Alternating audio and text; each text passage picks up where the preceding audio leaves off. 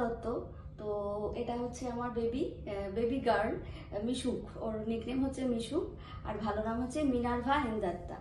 তো আমি ম্যাডামের কাছে এসছি আমার 3 মাস প্রেগনেন্সির পর থেকে, কারণ আমি যখন ট্রিটমেন্ট করিয়েছিলাম, ট্রিটমেন্টটা আমাদের চুচুড়াতে একটু মানে যেহেতু ফাইব্রয়েড ছিল আমার, আর ফাইব্রয়েডের জন্য মানে আমাকে পুরো বিছানাতে একদম শুয়ে থাকতে বলেছিল।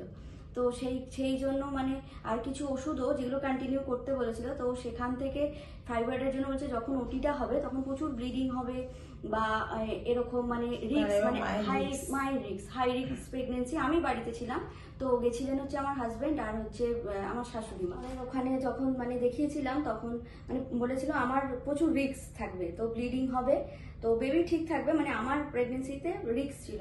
তো এই কথাটা শুনে নর্মাল একটা পেশেন্টের ভয় ধরেই যায়। তো হ্যাঁ, অবস্থা খারাপ হয়ে গেছিল, মানে খাওয়া দাওয়া উঠে গেছিল আমাদের 3 জনেরই, আর বাড়ির যারা লোকজন ছিল তাদের তো হবেই সবারই।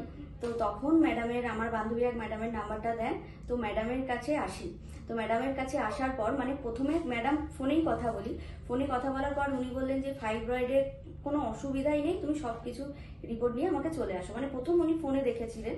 তো তারপরে বললো, আমি বললাম আমাকে তো পুরো শুয়ে থাকতে বলেছেন, এবার আমি যদি এতটা যাই গাড়িতে তো সেখানে কোনো প্রবলেম নেই। তো রিপোর্টগুলো পাঠালাম, ম্যাডাম বলছে তুমি চলে আসতে পারো। তো আমি যখন চলে মানে এলাম ম্যাডামের কাছে, তো ম্যাডাম রিপোর্ট বলছে যে একদমই ঠিকঠাকই আছে, কোনো প্রবলেমই নেই। মানে এর থেকেও ম্যাডাম বলছে আমি কত এর থেকে বড় বড় ওটি করি এ করি, এটা কোনো ব্যাপারই না। তো ম্যাডাম তখন মানে একটা হাসি এমন দিলেন, মানে খুব মানে ওটা আমার ভালো লাগলো।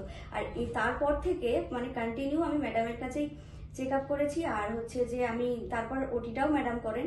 তো ওনার যে ব্যবহার, সেই ব্যবহারে মুগ্ধ। কারণ হচ্ছে রাত যখন ফোন করেছি তখনই উনি রিসিভ করে সঙ্গে সঙ্গে হোয়াটসঅ্যাপ বা ফোনে তার রিপ্লাই বা ওষুধের নাম সঙ্গে সঙ্গে দিয়ে দিয়েছেন।